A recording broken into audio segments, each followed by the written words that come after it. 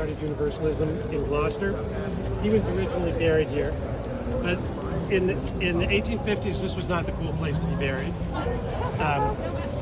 All the cool people got buried at Mount Auburn Cemetery. And so when John Murray died, oh jeez. when John Murray died, Universalism was a relatively minor faith, but by 25 years afterwards, there were as many Universalists as there were Unitarians. And so his followers decided he deserved to be buried at a better location. So they dug up his remains and they made a parade 3/4 of a mile long from here to Mount Auburn Cemetery. They brought him up there and they reburied him there. Decided, okay, we're not going to be an Anglican church anymore. We're going to be a Congregational church. And the Congregationalists welcomed him. Let's see. So more and more ministers in the Boston area started being what they called unsound on the Trinity. And one of those was William Ellery Channing. And in 1819, he delivered what's now called the Baltimore Sermon, which is kind of the kickoff of modern Unitarianism, or at least maybe of 19th century Unitarianism. He not only disputed the Trinity and talked about the unity, he also said we should not be terrified of God. God is a warm being, and we should embrace God. In fact, we should try to be like God. Now, and again, here's another big break from in the past, because the Congregationalist tradition was God is perfect, we're terrible, we can't try to be like God. That would be ridiculous. We're just trying to get through life, sinning as little as possible. At that point, the Congregationalists could not stick together anymore. We had some people saying God is to be dreaded, and God is part of the Trinity, and we must walk around in fear all the time. And the other people saying God is warm, God embraces us, and we should try to be like God. So at that point, there started being a real schism within the Congregationalists. We're talking about 1820 to 1830. And in Dedham, the traditionalists walked out. They said we can't stand this. We got to have our own church. But we started this church. It should be ours. And so they sued the other group, the progressives, and the suit went all the way up to the Supreme Judicial Court of Massachusetts, trying to decide who gets to keep the church, who gets to keep the silver. Right? Okay, but guess who's on the Supreme Court? Supreme Judicial Court? All Unitarians. All Unitarians. So shockingly, they decided that the Unitarians should get the building. And so, especially all over Boston now, we'll see this. I see this where I live in Arlington, many other places. You'll see two churches side by side, the Unitarian and the Congregationalist. And that's because the Congregationalists walked out, and typically the Unitarians have the better real estate because they won that case. They got to keep the original building, and the Congregationalists had to build next door. Yeah. Not only that, but we were all brought up to learn about the separation of church and state, right? But actually, there was something called the Establishment Church in the early days of the country. The Establishment Church was the faith that was connected to the government.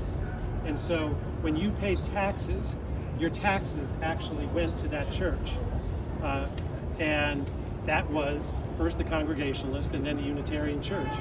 And Massachusetts was actually the last state in the country to get rid of the Establishment Church. And they didn't do it until 1833. And for those of you who are similar age to me, I remember a playground game was, what's the longest word in the English language? And it was anti-disestablishmentarianism. So the anti-disestablishmentarianists were actually Unitarians. Interesting. Because the establishment, that's the Establishment Church, right? So the people who were against the establishment were the disestablishmentarianisms. Those were the Congregationalists who were sick and tired of paying their taxes to a church that they didn't even believe in. And the Unitarians were the anti-disestablishmentarians because they wanted to keep getting that money. They did lose that case eventually, but like I said, they were the last people in the country to lose the case.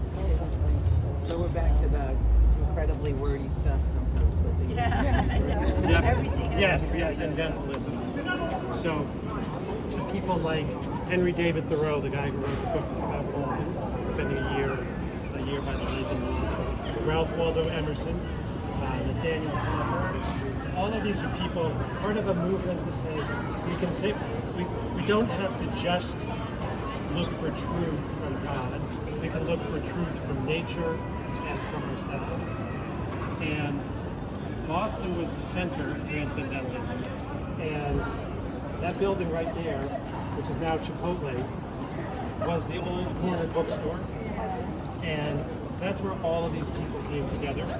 That's where Hawthorne and Thoreau and Emerson had meetings and talked about big ideas. And in fact, where their books got published. That's where Walden was published, that's where The Scarlet Letter was published, that's where Little Women by Louisa May Alcott was published. And also the famous romanticists from across the pond came. Charles Dickens was there. Lord Byron was there. No way.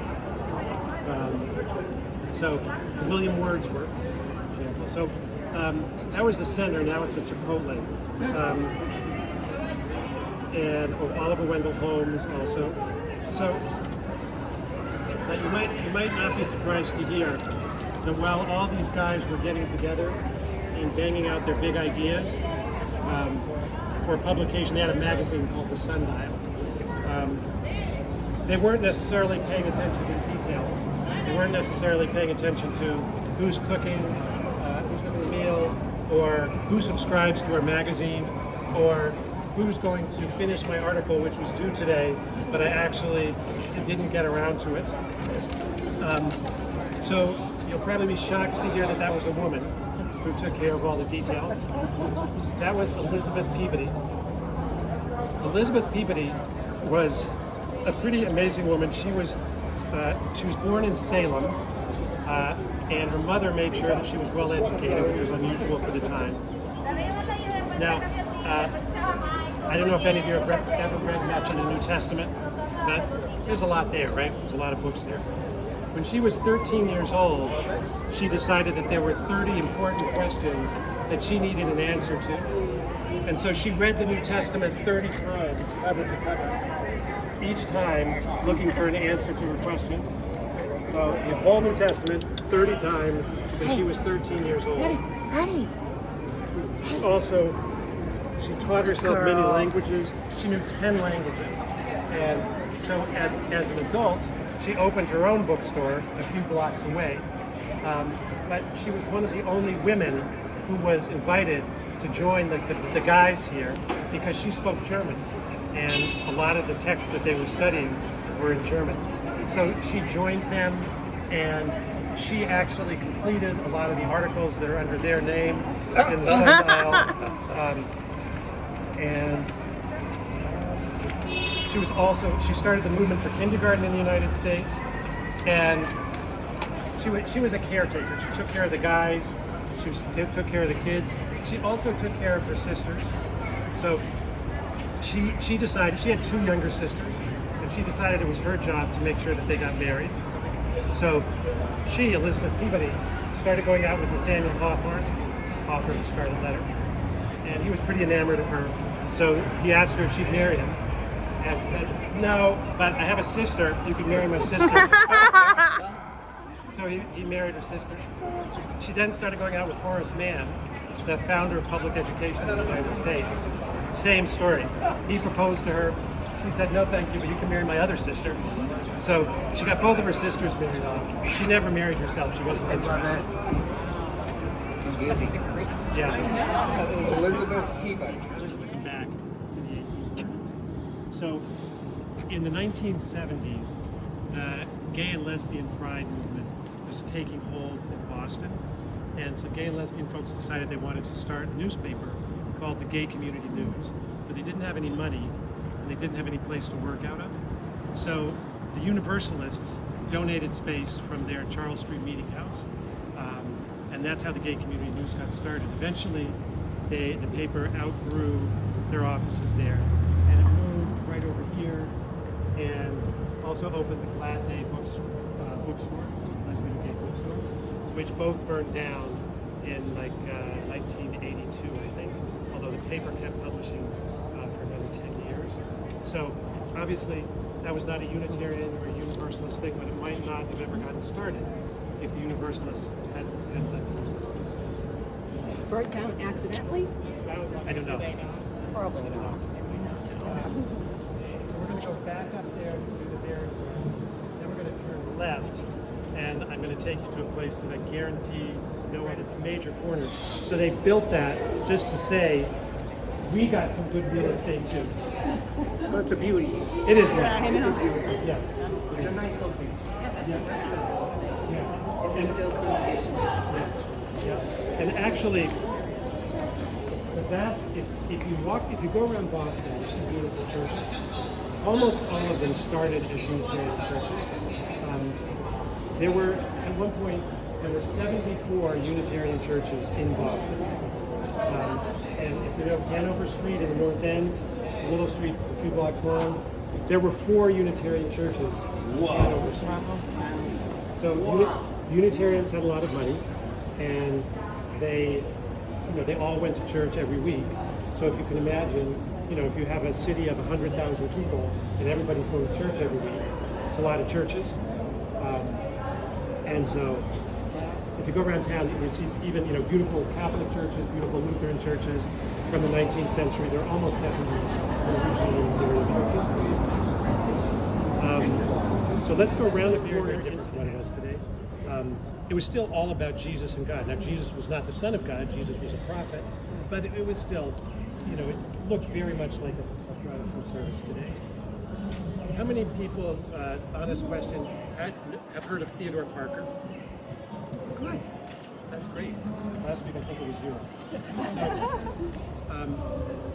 Theodore Parker was the son of a poor farmer in Lexington, but he had a strong drive to learn. He was admitted to Harvard, and he didn't have enough money to live in Cambridge, and he didn't have enough money to ride a horse, so he walked from Lexington, trading pulpits. Nobody would trade a pulpit with him.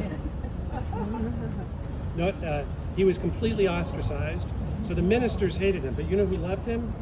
The congregants. So his congregation got bigger and bigger. It got to 2,000 people. It got to 3,000 people. Whoa. Now, I don't even know how that's possible.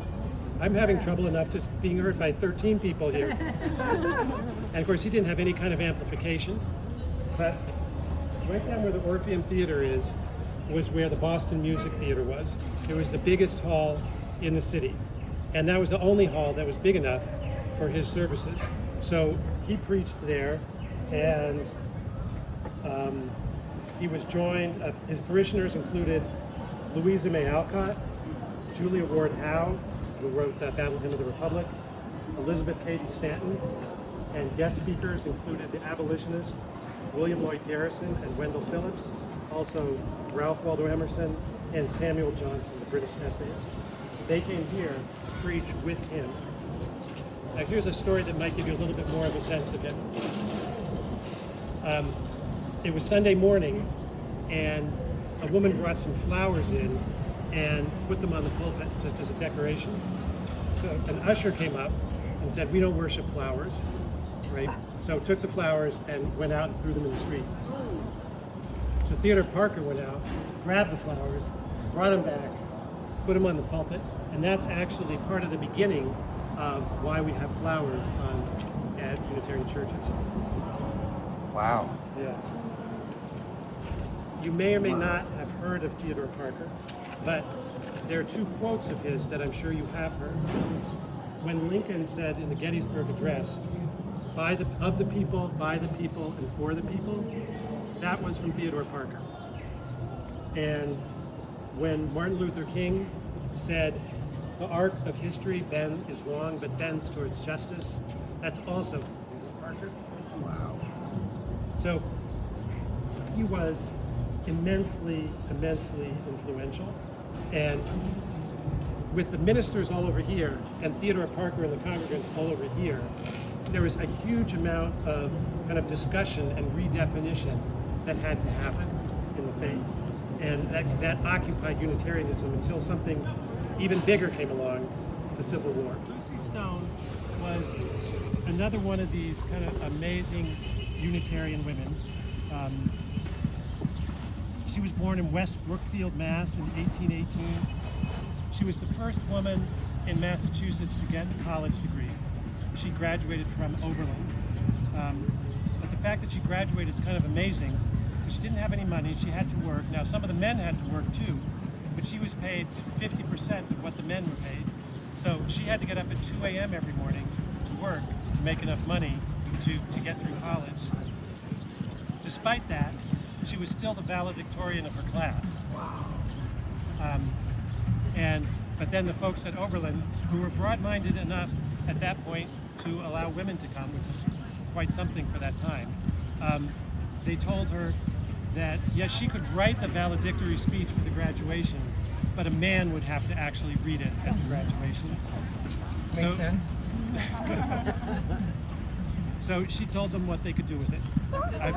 She probably didn't say the same words that I did, but she did not do it. She was an uncompromising woman for most of her life and an amazing advocate.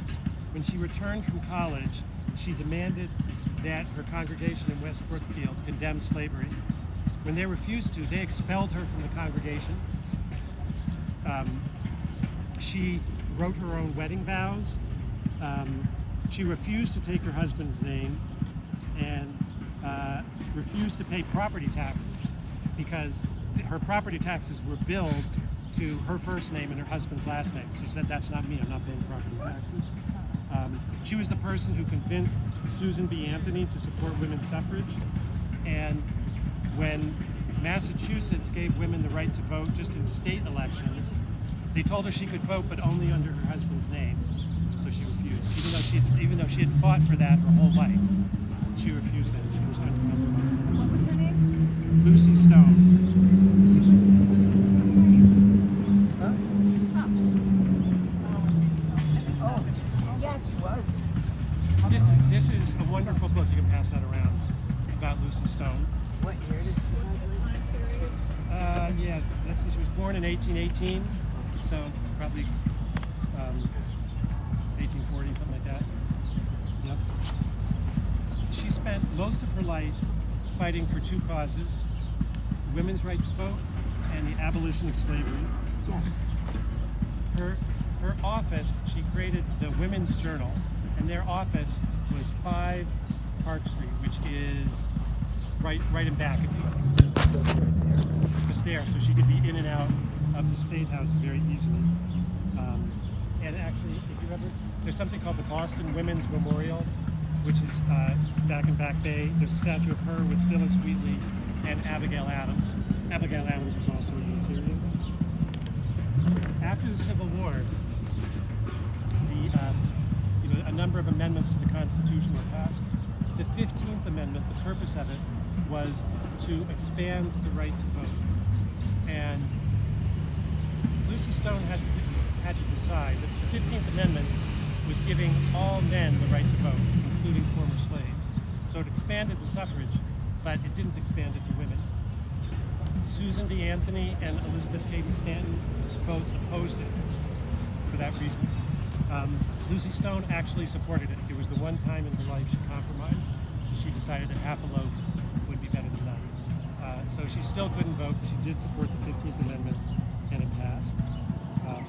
Women would have to wait 50 more years for the right to vote in federal elections. By the way, one thing I forgot to say about Theodore Parker.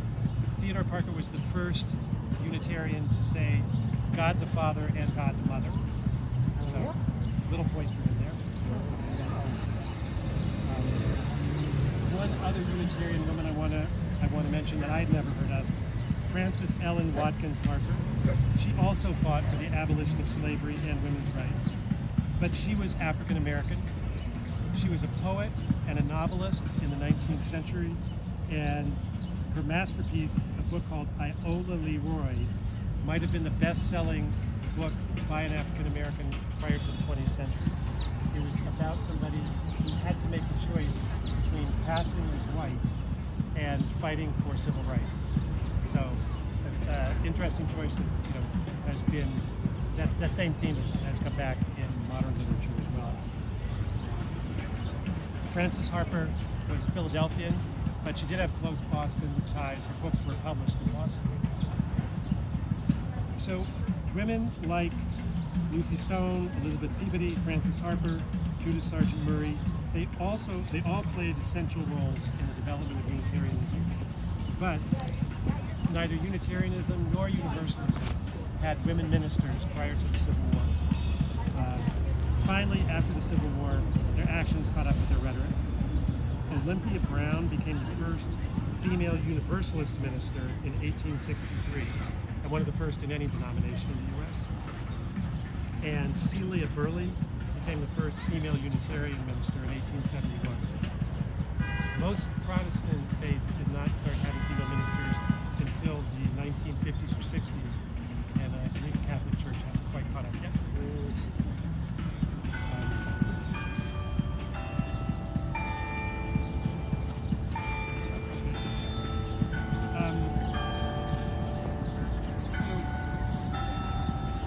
Right in back of the State House here, the old courthouse, it's not there anymore.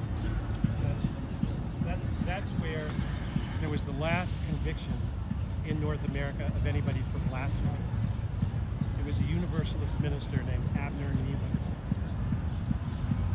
Theodore Parker was a radical who was the right person at the right time.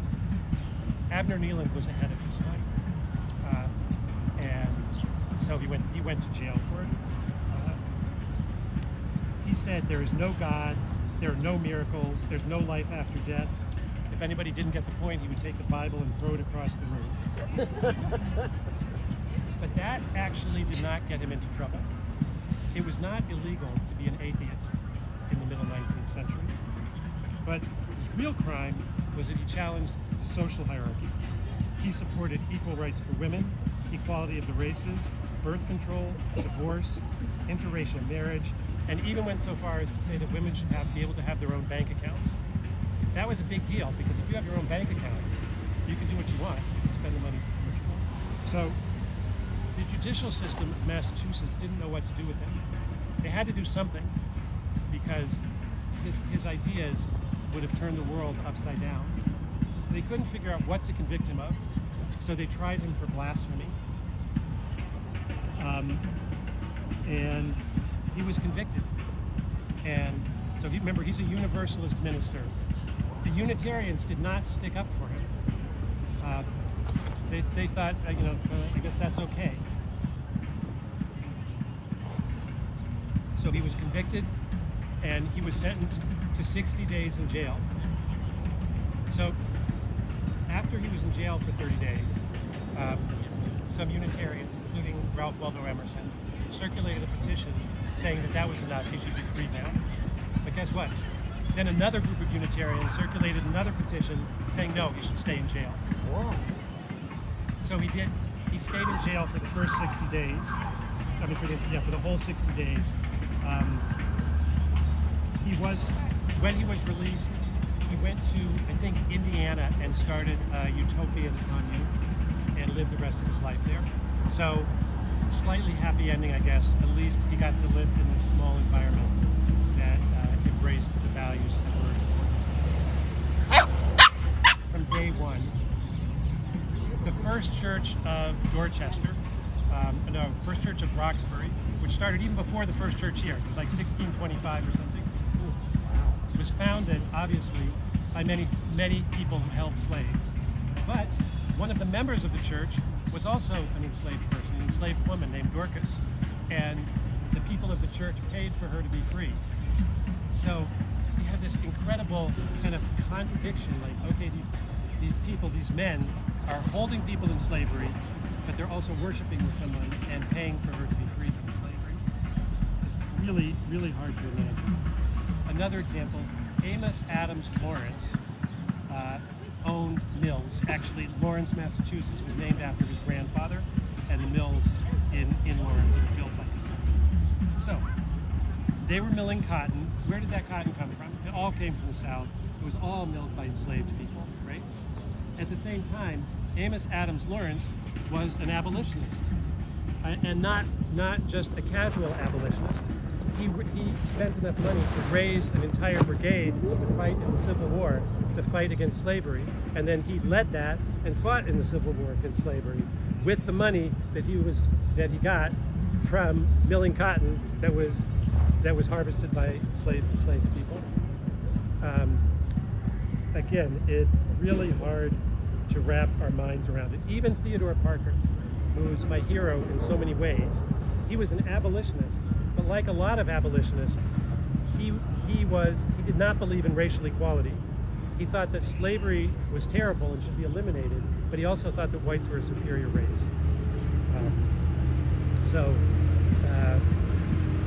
We're kind of all over the map here. And there's one more story. This is the best story. So, in 1850, the big question in the United States was not exactly slavery. It was about, for the new states that are admitted into the Union, will they be slave states or will they be free states? And Daniel Webster and John C. Calhoun put together a compromise. And that compromise included the Fugitive Slave Act, saying if an enslaved person escapes from the South and they make their way to a free state, they have to be captured and returned to slavery. So it was a terrible, terrible compromise. In 1853, an enslaved man named Anthony Burns escaped slavery in Virginia. He made it to Massachusetts and started working right on the other side of Beacon Hill in a clothing store. And this is a book, Master, Slave, Husband, Wife. Wonderful, wonderful book. Not specifically about Anthony Burns, but about escaped slaves living in Boston. So I'll pass this around. Highly recommended. I love learning from novels. It's a lot easier than just reading straight history. Yeah. Okay, so Virginia sent somebody called a slave catcher up here who found Anthony Burns and found a sheriff to arrest him. Anthony Burns was held in a federal courthouse just on the other side of the State House here, and was in a hearing before a judge when Richard Henry Dana, another one of these people with two last names, Unitarian, happened to walk by the courtroom. Richard Henry Dana was a Unitarian abolitionist, also another novelist. He wrote a book called 2 Years Before the Mast. Some of you might have read that. So he was walking by the courtroom and he figured out what was happening, and he went in and tried to convince Anthony Burns to let him represent him in court. Anthony Burns was pretty resistant, but he eventually agreed. And let me just read to you what happened next. For the next 9 days, an extended courtroom drama paralyzed Boston. Hundreds of police, militiamen, and federal troops guarded the courthouse while Dana tried to persuade the commissioner that Burns was not an escaped slave. The commissioner rejected Dana's arguments, and although he said that the Fugitive Slave Act was a disgrace, he ordered Burns returned to Virginia in slavery. Theodore Parker comes back in the story here. By the way, thanks. If any of you have heard of John Brown's Secret Six, the 6 people who financed John Brown expedition in the South, Theodore Parker was one of them. He was the money for John Brown. So Theodore Parker's radical abolitionist, even if he's not, he doesn't believe in racial equality. He's here. He raises 5,000 people at Faneuil Hall, and they start rioting and trying to prevent Anthony Burns from being brought to the ship. to be returned to Virginia. That's the big riot I told you by the beige building. That was Theodore Parker leading that. During the violence that ensued, a newly deputized marshal was killed. It required more than 1,500 troops to conduct Anthony Burns safely through the angry crowd from the courthouse to the boat that transported him back to Virginia. Anthony Burns was held in chains for 4 months in a Virginia jail, which left him permanently crippled. But eventually, a group of African Americans in Boston raised enough money to pay for his freedom. He came to Boston and then attended Oberlin, graduated there and became a Baptist minister, and eventually served as a minister in an AME church in Ontario, Canada. So, Daniel Webster, by the way, there's 2 statues up on the top of the State House steps. Can't really see them now. Daniel Webster and Horace Mann, both Unitarians. Daniel Webster, the senator from Massachusetts, famous for being an abolitionist, was one of the authors of the Fugitive Slave Act. John C. Calhoun, and he was a Unitarian. John C. Calhoun, the pro-slavery senator, who also negotiated the Fugitive Slave Act, also a Unitarian. Millard Fillmore, the president who signed the Fugitive Slave Act, was a Unitarian. Tickno Curtis, the sheriff who arrested Anthony Burns, was a Unitarian. Benjamin Hallett, the attorney who prosecuted Burns and got him sent back to slavery, was a Unitarian. And I mentioned Richard Henry Dana, Burns' attorney, was a Unitarian. Judge Edward Loring, who ordered Burns sent back to slavery, was a Unitarian. The sheriff who put him on a ship was a Unitarian. And of course, Theodore Parker, who led the riot to freedom, was a Unitarian. So, in some contexts, we can claim the high ground for opposing slavery, but we've got to accept the low ground too. The Unitarians were all over the map, and as much part of the problem as part of the solution. Not to say that the riot had no effect.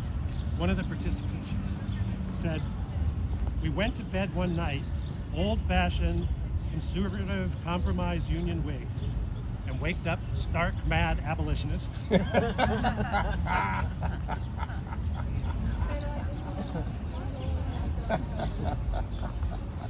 Even though many Unitarians opposed slavery, not all of them believed in racial equality. The first African American Unitarian minister was not ordained until 1912. The Universalists came out slightly better. In 1841, they became the first major religion in the U.S. to come out against slavery. Actually, in Richmond, the capital of the Confederacy, the Universalist minister there was the only minister to come out against slavery, which must have put him in some awkward situations. Reverend Joseph Jordan became the first African American Universalist minister in 1889. Now,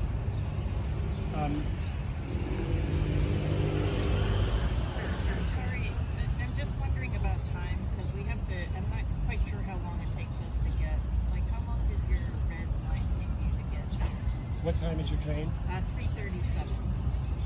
I should go. A big question people always ask is what happened? Like, Unitarians were dominating Boston, right? And actually there were twice as many Universalists, so what happened?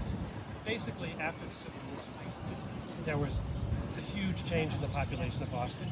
Italians came after the unification of Italy, Irish came after the potato famine, and because of industrialization, farmers came from all over New England.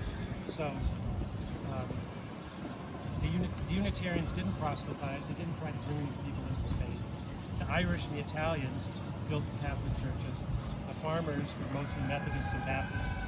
And the Unitarians actually built a lot of what they called chapels, which provided social services to the new immigrants. But they didn't try to proselytize, they didn't try to make them Unitarians. And so the numbers drastically decreased. Yeah, just to mention too, we've talked about a lot of the prominent Unitarians. There were prominent Universalists too, even though they started in the working class. P.T. Barnum, Frank Lloyd Wright, Clara Barton were all Universalists. Sojourner Truth gave her Ain't I a Woman sermon in a Universalist church. And the Arlington Street Church, which we won't have time to look at, Yeah, it does. was a major center for social change. That's